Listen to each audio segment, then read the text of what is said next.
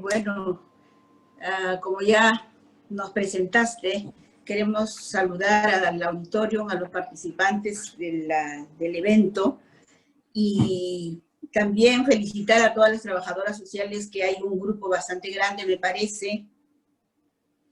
Y bueno, compartir con todos por qué el trabajador social tiene una función importante dentro de lo que es la terapia familiar. Primero vamos a trabajar un poquito lo que es el trabajo social, cuál es la historia del trabajo social, por qué el trabajo social se ha interesado por la terapia de familia. No sé, te paso, Patti, para que puedas saludar a los participantes. Sí, Ida, también aunándome a los saludos tuyos, creo que mis saludos a todo el público presente, y espero que en esta ocasión podamos dar a conocer muchas cosas que Trabajo Social desde inicio estaba mirando ya el apoyo a las personas, a los problemas, muy holísticamente, ¿no? Entonces, te doy la palabra. Ok, gracias. Para este evento justamente ha sido muy importante para nosotras como trabajadoras. Nos ha permitido un poquito revisar lo que es el trabajo social desde su nacimiento. Entonces, voy a entrar a la definición del trabajo social, que en un encuentro mundial de trabajadoras sociales en el año 2001, en Copenhague, en una asamblea mundial, dieron la definición del trabajo social de esta manera. La profesión, trabajo social es la profesión que promueve el cambio social, la resolución de problemas en las relaciones humanas y familiares, el fortalecimiento y la promoción de las personas para incrementar el bienestar personal y social, mediante la utilización de teorías sobre el comportamiento humano y los sistemas sociales. El trabajo social interviene en los lugares en los que las personas interactúan con su contexto o en su entorno. El trabajo social... Ida, sí. ¿Me permites? Con esta definición podemos ver que el trabajo social aporta a la terapia familiar su filosofía, sus valores, su teoría y su práctica. Y también su metodología de caso, grupo y comunidad. Y como técnica, la entrevista. Ok. Sí, justamente eso, ¿no?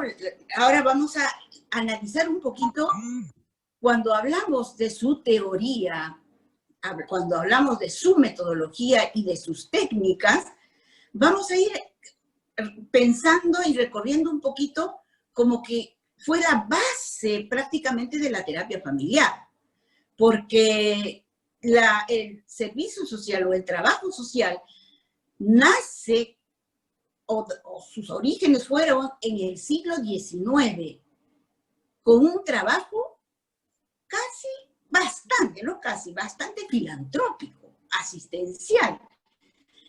El objetivo era velar los problemas de orden social, ¿no? O sea, prácticamente los trabajadores sociales de esa época eran más que nada, hacían una labor asistencial, trabajaban con los pobres, con los menesterosos, con los discapacitados, y era una ayuda que estas señoras, que eran trabajadoras sociales, ¿no?, de un nivel económico, social, alto o medio, entonces ellas tenían un contacto casi directo con las clases adineradas. Entonces de ahí es que procedían los dineros, los capitales, para poder ayudar a esta gente menesterosa, porque esta gente menesterosa estaba dando un mal aspecto a la sociedad. Entonces así nace el trabajo social, ¿no? en la década de 1880 o 1890 más o menos, ¿no? No sé, Pati, Sí, ¿qué recuerdas tú de esa sí, historia? yo creo que sí, cuando empezamos a revisar un tanto, para revisar esto, pues nos damos cuenta de todo ese proceso, ¿no? Y vemos así que ya en el correr del tiempo, las trabajadoras sociales se van profesionalizando, van yendo a universidades, hacen cursos de capacitaciones, publicaciones. Es así que en 1998 la Universidad de Columbia forma trabajadoras sociales con un enfoque más profesional, desarrollando organizaciones de bienestar social para ayudar a las personas vulnerables, ¿no? Desde entonces. Sí, eso fue en el año 1898, ¿verdad? 1898. Entonces, imagínense, nuestra carrera, nuestra profesión tiene ¿cuántos años, no? No tiene pues 50 años, 60 años, tiene muchos años. Y eso se da en Estados Unidos y en Inglaterra, ¿no? Ahí nace el servicio social. En 1895, Mary Stuart fue la primera trabajadora social, ¿ya? En el Free Royal Hospital de Inglaterra. La primera trabajadora social que inicia en este hospital de salud, ¿no? Su función fue evaluar a las personas que pedían atención del hospital y asegurarse que éstas fueran consideradas dignas, entre comillas, de tratamiento gratuito. Esto un poco me hacía recordar que hasta ahora las trabajadoras sociales seguimos haciendo evaluaciones socioeconómicas, ¿no? A lo mejor, justamente eso, ¿no? Quienes requieren, por esta diferenciación de socioeconómica que nuestras poblaciones tienen hasta ahora, ¿no? O sea, hay una diferencia enorme. Hay gente que no tiene recursos ni para ir a una consulta médica, entonces requiere de ayuda, no se va a morir en la calle. Entonces, todavía, hasta ahora, existe una de las funciones de la trabajadora social es la evaluación socioeconómica. Es más, tú tienes más experiencia que yo porque, Pati, tú estás trabajando todavía, haces algunos días en servicio social, todavía estás haciendo algunas actividades, ¿no?, de evaluación socioeconómica para aquellos pacientes que se van a hospitalizar o pacientes que requieren de atención médica, ¿no?, o requieren de medicación. También en el departamento en algún momento lo hemos estado haciendo, pero después ya cuando vino lo del SIS y el Seguro Integral de Salud, entonces las exoneraciones en el Departamento de Familia ya se fueron dejando, ¿no? Porque ya no había mucha demanda. Pero en el servicio de trabajo social todavía siguen realizando ese trabajo, que justamente lo vamos a ver también, cómo hemos ido coordinando para el trabajo actual, el trabajo virtual o por vía remoto, cómo hemos ido coordinando con servicio social para que todos los pacientes se beneficien del tratamiento, ¿verdad, Pati? Sí, sí. Yo creo que esa experiencia de Valdizán, la evaluación socioeconómica ya como que es esporádicamente, pero predomina, ahora se está dando un nuevo enfoque, ¿no? La mayoría de colegas están especializándose en terapia de familia, y el enfoque que le dan al tratamiento ya es diferente, totalmente diferente, y ya no es una actividad meramente asistencialista, sino hay consejería familiar con el enfoque sistémico, desde luego. Entonces, inclusive se pueden hacer tipo terapias breves. Desde luego, las personas que están, en mi caso, ¿no?, estamos especializadas, podemos hacer ese tipo de intervenciones. Pero yo creo que está en un proceso, se irá replanteando posiblemente y mejorando el trabajo en Valdizán. ¿Cómo no vamos a mejorar, Pati, discúlpame, cómo no podríamos mejorar nuestro trabajo si desde los años 1890 y tantos, ya la teoría del trabajo social ya está sustentado en algo. Por ejemplo, en 1899, Mary Rismond fue una de las pioneras en el trabajo social en los Estados Unidos de Norteamérica. Ella publicó en su manual de trabajo social, detalladamente explicó cómo recoger información y cómo realizar las entrevistas basadas en el método científico. Cómo establecer contacto y conducir las entrevistas. Importantísimo, Patti. ¿Cómo es que el trabajador social establece la relación profesional-familia o profesional-cliente, ¿no? En este primer contacto, que es la primera entrevista. Que también para la terapia de familia la primera entrevista es básico, pero vamos a hablar después de eso. Entonces dice, Mary Rismond en el año 1899, ¿no? Ya está hablando del método científico. ¿Cómo establecer el contacto con el entrevistado, ¿no? Con el cliente, a fin de obtener información relevante, ¿no? Lo cual ha ido profesionalizando cada vez nuestra carrera, ¿no? Con técnicas, con teorías, con contenidos teóricos, ¿no? Inclinados hacia la transformación de la disciplina o del trabajo social como profesión. ¿Qué opinas? Porque Mary Rismond después siguió sacando más libros, más, ¿no? Más teorizando más nuestra carrera. No sé, a ver, Patti.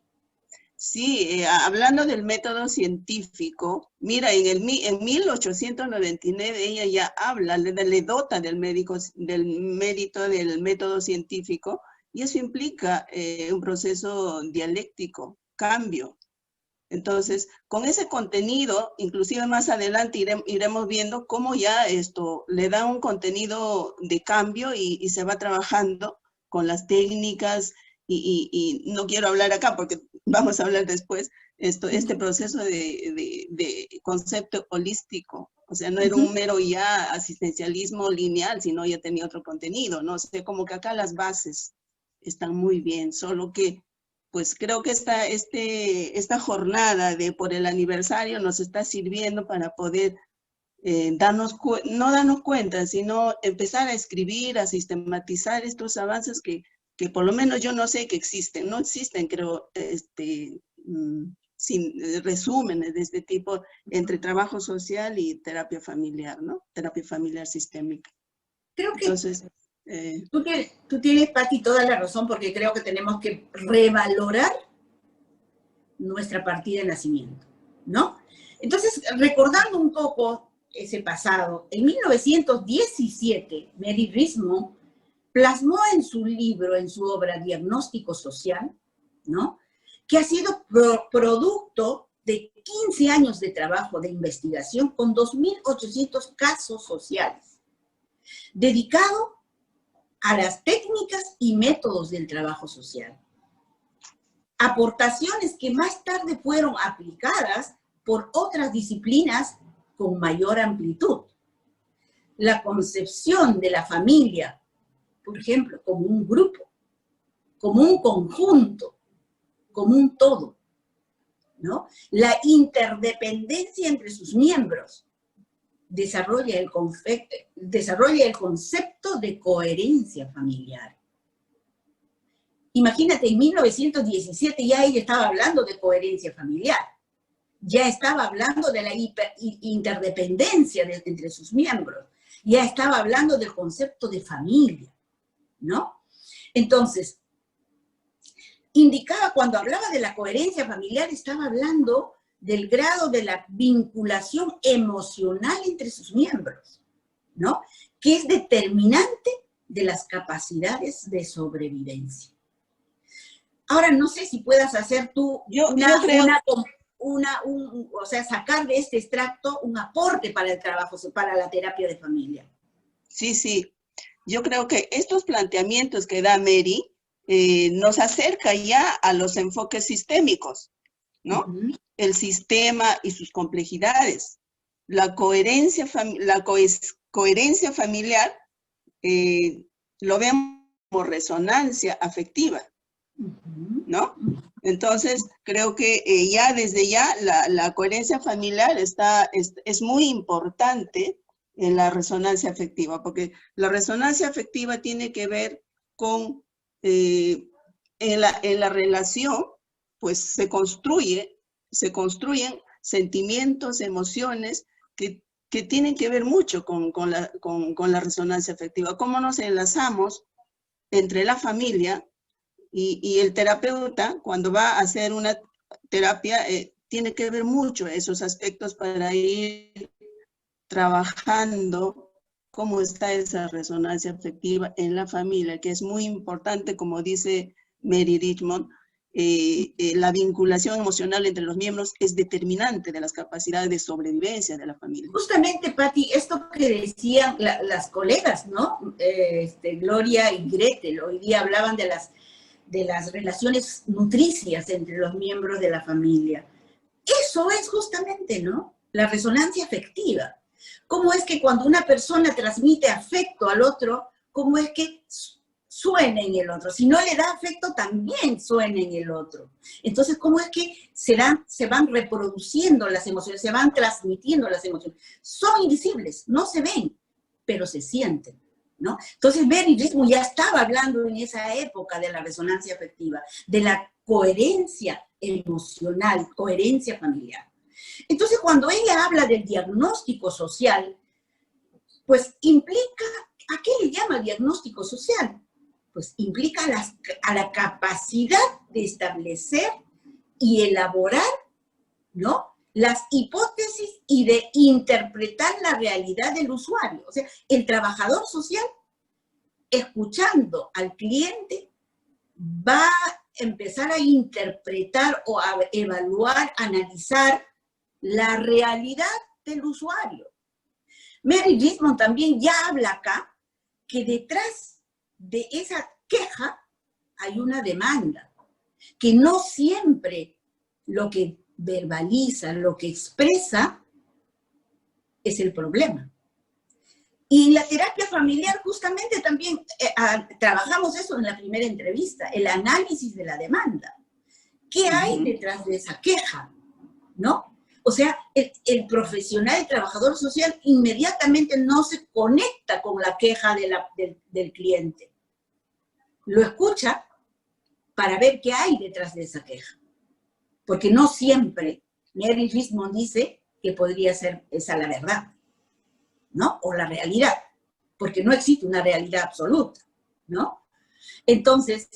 Claro, en la terapia familiar, por ejemplo, Ida, vemos que la información y los datos interaccionales nos van a permitir formar hipótesis. Y las hipótesis, pues en terapia familiar es el hilo conductor de la terapia, ¿no? Que vamos redefiniendo a través de la terapia para llegar al cambio. O sea, las hipótesis son los ordenadores del trabajo. Eso nos va a llevar a ayudar a la familia a que se den cuenta de lo que está pasando. Si recordamos lo que hablaba Lizardo cuando hablaba del genograma y cuando hablaban Gretel y Gloria, vamos a también observar que es básico en las intervenciones la elaboración de las hipótesis. Y ya Mary Richmond en 1917 ya nos estaba hablando de las hipótesis. ¿Te das cuenta qué importante leer el libro de Mary Richmond? Ahora, como tú decías, me ha permitido leer el libro de Mary Richmond y de verdad sentirme muy orgullosa de lo que es nuestra carrera, que es nuestra profesión. Valorar nuestra profesión. No vamos a poder valorar si no lo hemos leído dónde nació. ¿En qué cuna nació? ¿En qué cuna nacimos nosotros como trabajadores sociales, no? Así es. Creo que cuando éramos estudiantes lo escuchábamos, pero no éramos tan conscientes. Ahora que tenemos más experiencia, estamos involucradas en terapia sistémica, la entendemos mejor, ¿no?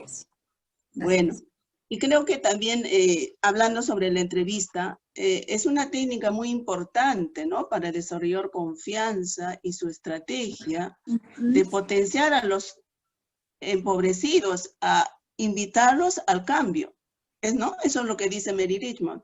Trabajar con los pobres y necesitados era apelar a sus capacidades, habilidades y potencialidades para su desarrollo, a pesar de su discapacidad. Sí. Esto tiene que ver, como verás, por la resiliencia. Te doy pase, a ver.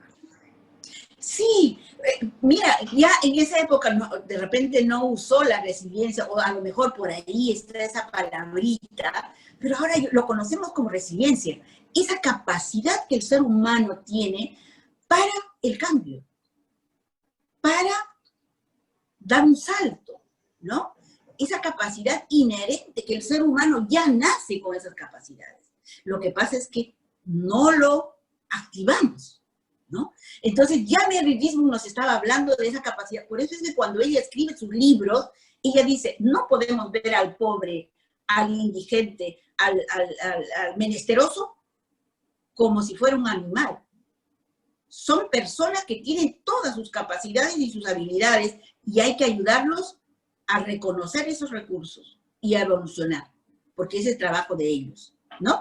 Creo que eso es muy importante. Podemos rescatar de esto, mira, la sistémica, que nace también más o menos en la década de los 50, la sistémica concibe al individuo con recursos y potencialidades. O sea, recoge de trabajo social, de los escritos seguramente, y de otros también, no solamente Mary Richmond, ¿no? Porque en esa época estaban aflorando estudiosos, investigadores, ¿no? Entonces, también. La sistémica, ¿no? Concibe al individuo con recursos y potencialidades, entre ellos estaba Fitch, Wickland, Segal, y hablan en su libro la táctica del cambio, ¿no? La táctica del cambio. Ellos plantean que es preciso trabajar con los verdaderos clientes. Mira, los que verdaderamente estén interesados en la terapia. Se centra en la forma en la que el individuo participa en la danza interaccional del sistema y se orienta a la intervención para que éste fluya de manera decisiva en dicho patrón interaccional. ¿Eso qué quiere decir? Quiere decir, ¿quién le toca la puerta al trabajador social? No va toda la familia, va un miembro. Entonces, si el trabajador social tiene esas premisas que Mary Richmond nos ha escrito desde los años 1800 y tanto, 1900, los primeros años de la década de los 90, de 1900 y tanto, entonces si tenemos eso, lo primero que vamos a hacer es evaluar y hacer hipótesis. ¿Qué busca esta señora, no? Y cómo este elemento podría ser muy útil para el cambio de su familia. Por eso Wickland y Fitch y todos los sistémicos hablan. Es importante trabajar aunque sea con un miembro de la familia, no es necesario que se trasladen todos. Basta uno para que ese uno pueda introducir un cambio dentro del sistema, ¿no? Entonces dice, el sistémico, dice, no limita a buscar bienestar subjetivo del cliente, sino a alterar la interacción familiar. Entonces, eso es lo que busca el sistémico, coincidiendo con la teoría del trabajo social. ¿Qué más podrías También Mary dice, habla sobre los aportes éticos, la confidencialidad, el uso pertinente de la información, los valores que subyacen, ¿no?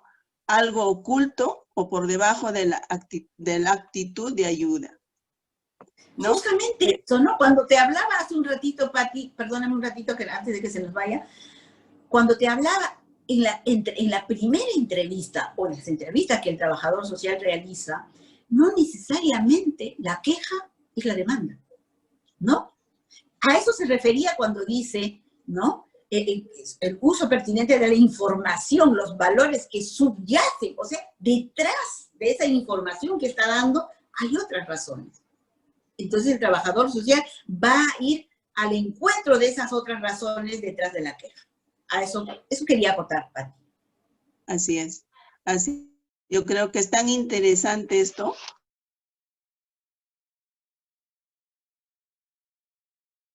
Con los planteamientos sistémicos de ahora, ¿no?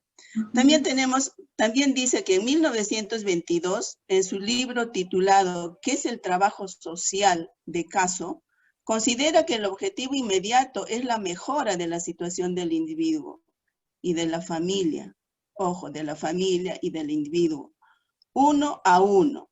La mejora colectiva y la mejora individual son independientes, interdependientes. Sí, justamente, ¿no? Ese es el concepto de la sistémica, ¿no? O sea, la mejora de un individuo va a movilizar a todo el sistema. Entonces, ya en 1922 ya está, cuando hablaba del trabajo social de caso, Mary Dismo ya estaba ahí hablando de esa correlación, ¿no? De los cambios, ¿no? Entonces dice, en la sistémica, conceptos de la sistémica, el cambio de un elemento del sistema repercute en la totalidad del sistema, ¿no? Entonces, la interdependencia, la circularidad de la información, la circularidad de la relación, la retroalimentación, la capacidad autocorrectiva de los miembros o del sistema en sí, la tendencia a la estabilidad o al cambio, son aspectos muy importantes en la sistémica, que ya también en sus libros de Merritt Dismo vamos a encontrar algunos aspectos de este tipo, ¿no? Cuando habla del cambio. Menciona también 4 puntos importantes que el trabajador social debe saber y son, ¿no? Su estado físico, su personalidad, las condiciones físicas en las que se les ha criado y en las que vive, las influencias mentales y espirituales que ha recibido durante su educación y las que ahora recibe.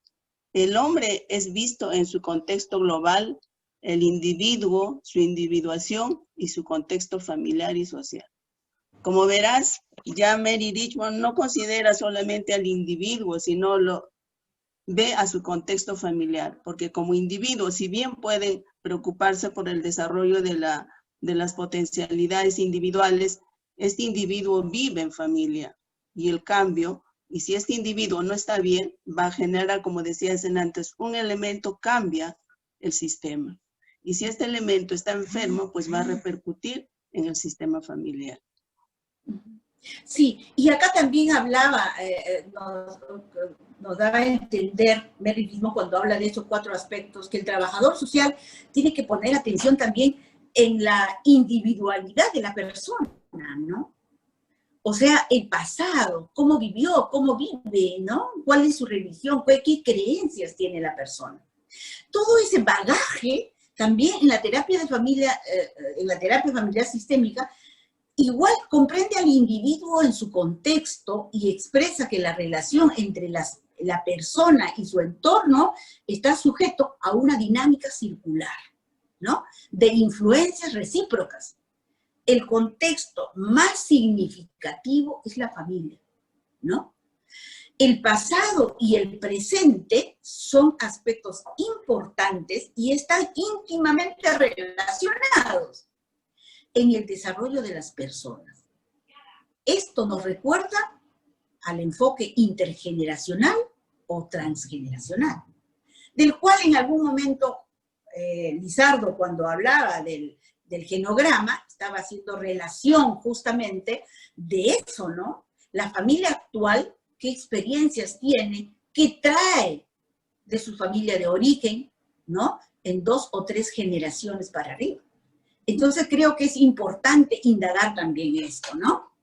Sí, cuando se trabaja en servicio social IDA, viene una familia, hay un paciente identificado, por ejemplo, entonces no trabajamos solamente para conocer cuáles son los factores que están influyendo para la existencia de un paciente, no solamente vemos el núcleo familiar, es que cada familia viene con una historia.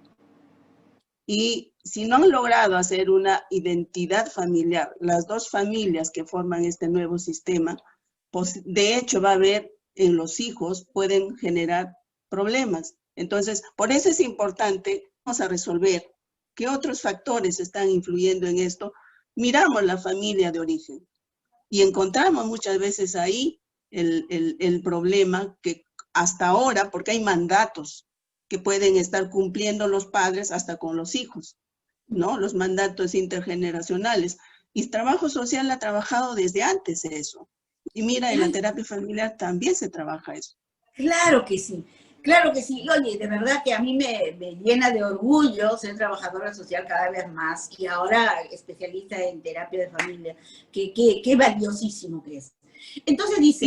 Ida, pero no solamente trabajamos eso, trabajamos también los sistemas, o sea, la familia es un sistema abierto y también pueden haber la comunidad, otros sectores pueden estar influyendo en este problema, por ejemplo, que sea de trabajo, el hecho de que sea un paciente, ¿qué hacemos? El trabajador social va a la comunidad a ver qué se puede hacer eso, qué se puede hacer porque ese paciente puede ser reincorporado a su trabajo. Justamente por eso, Patti, al final seguramente lo vamos a ver esas las laminitas donde Mary Risman ya hablaba del ecomapa. El ecomapa justamente es cómo es que la familia se interrelaciona con otros sistemas, ¿no? De la comunidad. O sea, el macrosistema, casi me guardo la lengua, el macrosistema. Y el genograma ve pues la estructura, ¿no? Del microsistema que es la familia. Entonces ya Mary Risman hablaba del ecomapa en esos años, ¿ah? Pero eso vamos a verlo después, ¿ok? Entonces, para no dispersarnos, es cierto lo que tú acabas de decir, la trabajadora social trabaja, por eso hay tres métodos del trabajo social que en la década de los 60 como que se descalificó un poco eso con la reconceptualización, ¿no? Que es el método de caso, de grupo y de comunidad. Y con la reconceptualización, un poquito como que se les confirmó, se les calificó, y se trató de unir a los tres métodos llamándolo método integrado. Pero conforme las trabajadoras sociales que trabajaban con familias en la especialidad de familia, entonces le dieron más auge también a la parte de la terapia de familia, ¿no? Ok, entonces procesos que le permite al trabajador social establecer un buen diagnóstico, para avanzar un poquito porque si no nos queda poco tiempo. Entonces, no sé, el proceso que le permite al trabajador social hacer un buen diagnóstico social, primero es la primera entrevista. Segundo, los primeros contactos con su familia más cercana, ¿no? Que el trabajador social hace, que no solamente trabaja con la persona que vino, sino trabaja con el resto de los miembros de la familia. Tercero, la búsqueda de nuevas fuentes de información y cooperación dentro y fuera del núcleo familiar, lo que tú acabas de decir, ¿no? O sea, ¿cómo es que la trabajadora social va a poder movilizar algunas entidades de la comunidad para poder apoyar a esta persona que tiene que cambiar, que tiene que crecer, que tiene que evolucionar, ¿verdad? Una cuidadosa valoración a la relación existente entre cada elemento de la evidencia obtenida con el resto y su interpretación. Definición más exacta posible de las dificultades sociales. O sea, tenemos que tener evidencias. No solamente nos vamos a quedar con las trabajadoras sociales, se van a quedar con la queja de la familia, de la persona, sino también tiene que ir un poco más, ¿no? Va un poco más a recabar más información para confirmar sus hipótesis, ¿verdad? Y acá aclarando un poco para agregar, una de las técnicas que ayuda a verificar es la visita domiciliaria en trabajo social, Claro, ¿no? sí. Y yo me pongo a pensar ahora cuando se trabaja en comunidad, inclusive se puede tener la facilidad, estando en la comunidad, trabajar en su mismo núcleo familiar, que es totalmente diferente en el campo clínico, ¿no? Que es más enriquecedor, es más verídico, más auténtico, y hay mayores capacidades para hacer un mejor trabajo.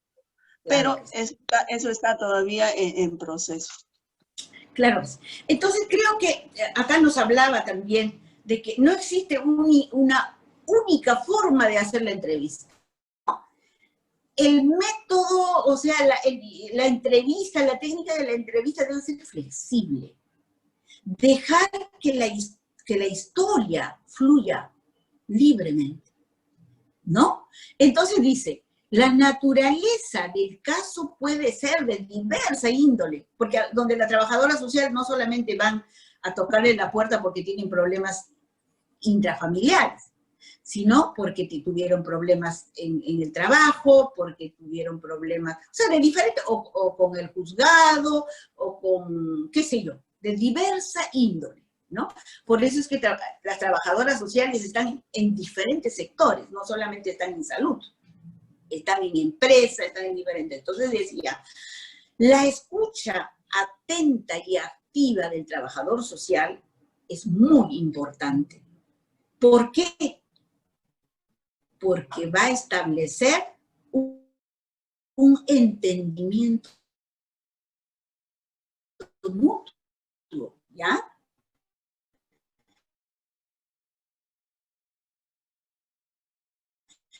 En el que le toca la puerta, la actividad de autoayuda y autoestima. No tiene que la persona que acude a pedir ayuda, no tiene la señorita le tiene que salvación o salvar del problema. No, la persona que va a salvar. La terapia familiar también, la primera entrevista, es donde se construye el contexto terapéutico saludable, donde se crea la confianza, donde tenemos que ponernos en el lugar del otro para crear empatía, ¿no? Mira, cómo Mary Richmond ha podido hacer en otros términos, pero en terapia familiar es lo que acabo de decir. Así Sigamos es. avanzando. Así es, para ver esto, mira, en la técnica de una de las técnicas más importantes, ¿no? Minuchin ya hablaba de las técnicas de intervenir, la unión y acomodación. Cómo es que el trabajador social también hace uso de eso, ¿no? De la unión y de la acomodación. Bueno, vamos a pasar porque si no, acá también hay otro aspecto muy importante que hemos recabado, es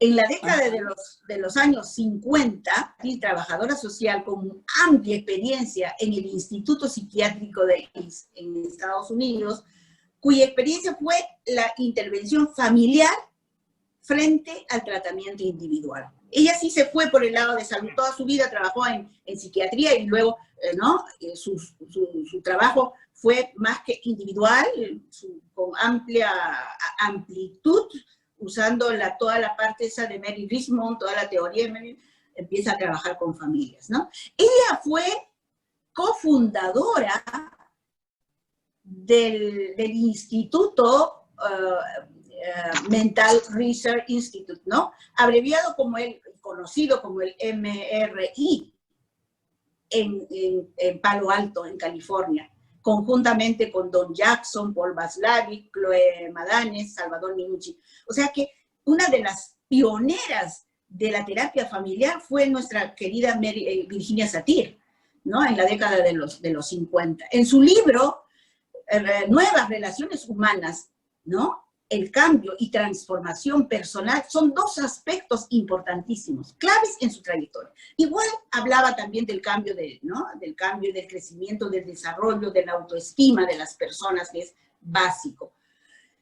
Entre los libros y escritos de Virginia Satir tenemos la terapia familiar paso a paso, en contacto íntimo, cómo relacionarnos con uno mismo, ¿no? Para Virginia Satir era importantísimo el conocerse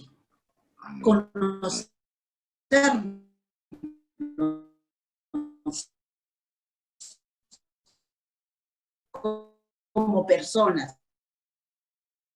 cuáles son nuestras debilidades, cómo está nuestra terapia familiar, que recorrió el mundo haciendo guía sus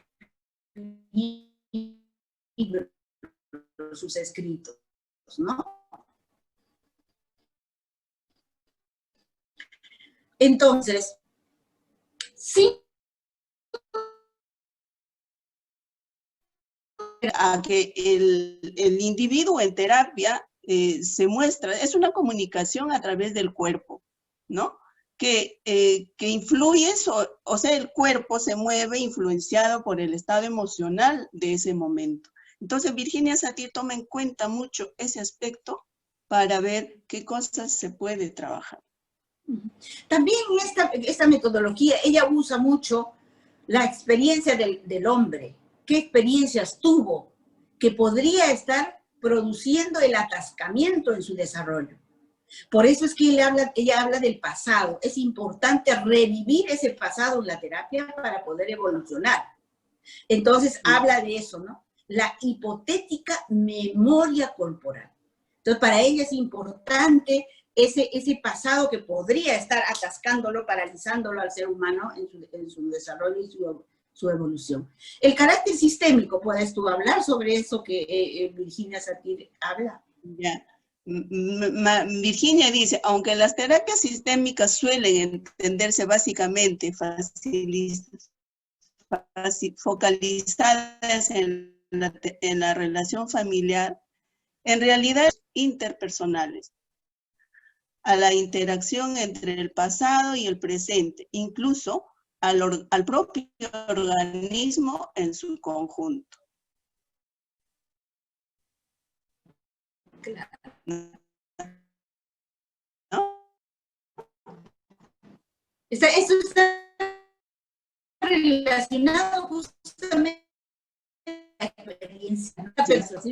Direccionalidad positiva. Satir afirmó que el terapeuta debe ayudar a los clientes a percibir el mundo de forma positiva, a lograr la salud potencial humano. Para esto es necesario generar un nuevo marco interpretativo para las vivencias y potenciar el uso de los recursos personales.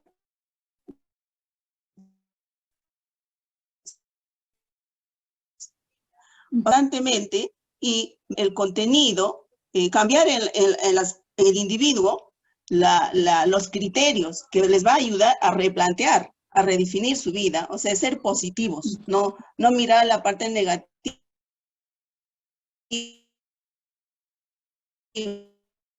sino de alguna manera esto tiene que ver con la resiliencia también, ¿no? Que hay que cambiar el criterio mal. Ok, eso tiene que ver, justamente tiene que ver con ese, que si trabajas con una persona que está dándose cuenta de lo que le está pasando, definitivamente ese cambio que produce en la persona, en el individuo, va a generar cambios en su sistema, que es su familia, ¿no? Ok. El quinto es la autocongruencia del terapeuta, ¿no? Que nos habla, Virginia Satir es fabulosísima, ¿no? Ella dice, la congruencia entre la conducta y el ser. ¿Qué cosa es el ser? Es el estilo del terapeuta, visión que tiene el terapeuta de sí mismo y del mundo. O sea, cuando el cliente y el terapeuta van a interactuar, tiene mucho que ver el ser del terapeuta. Si es un terapeuta muy sobrevalorado, el cliente, wow, ¿no? En lugar de levantarlo al cliente, el cliente se va a quedar, ¿no? Minimizado. Entonces, él dice, el cliente percibe esta congruencia a través de las herramientas, como es, por ejemplo, un terapeuta que juega, que conversa en el mismo nivel, que utiliza metáforas para que la familia entienda o la persona entienda. Entonces, se va a crear un vínculo, ¿no? Relacional terapéutico. A eso se refería Virginia Satir, ¿no? Ok, creo que con eso, no sé si tengas que comentar algo más ahí, y luego le pedimos a Lizardo que nos pase esas 3 laminitas chiquitas para que las conozcan. En aras del tiempo, más bien 2 minutos para que vayan cerrando, y más bien en las preguntas pueden ampliar un poquito más sobre estos temas. Solamente quería, aunque sea una lámina, para que tanto hemos hablado de Virginia Satir y de Mary Risman, por favor, si pudieras pasar la primera laminita. Son 3.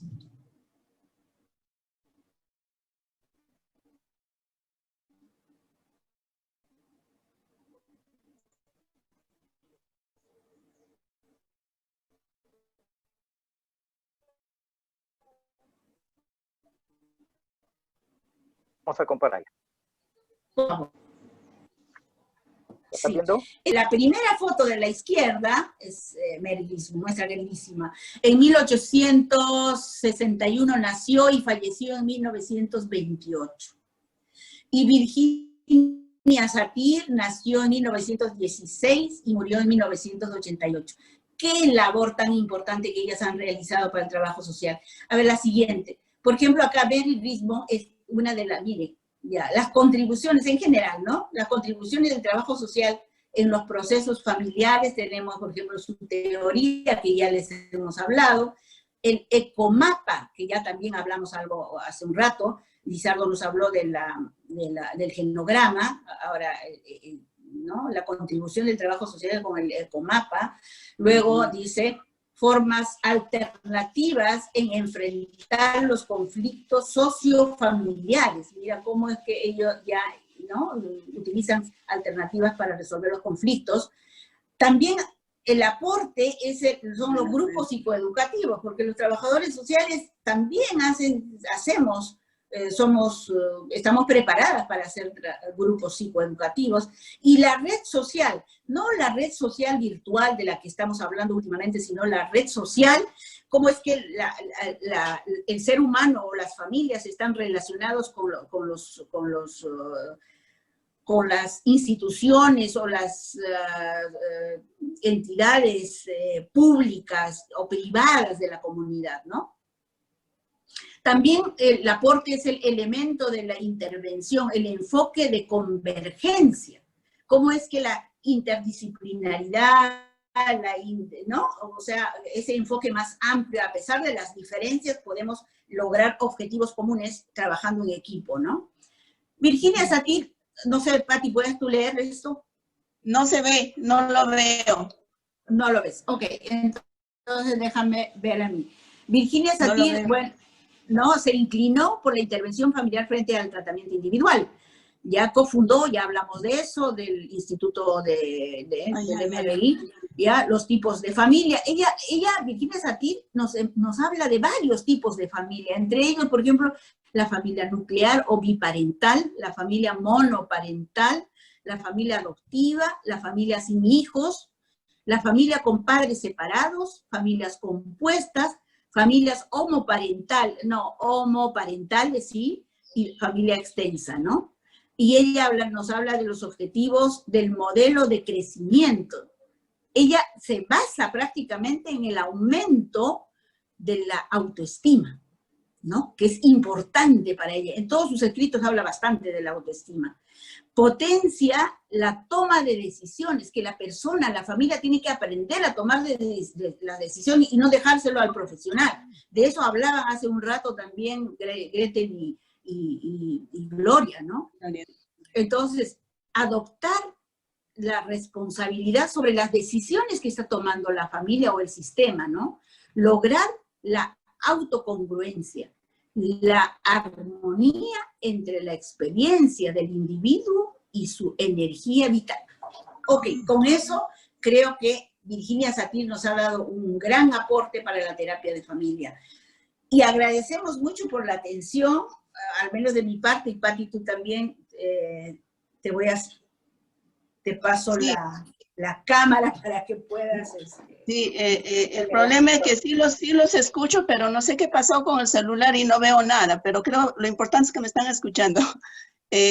Bueno, para agradecer a los asistentes con las preguntas que puedan hacernos, y yo creo que esto es una experiencia para mí y para Ida, poder seguir desarrollando, sistematizando el trabajo de terapia familiar con el trabajo de servicio social, ¿no? El trabajo. Muy bien.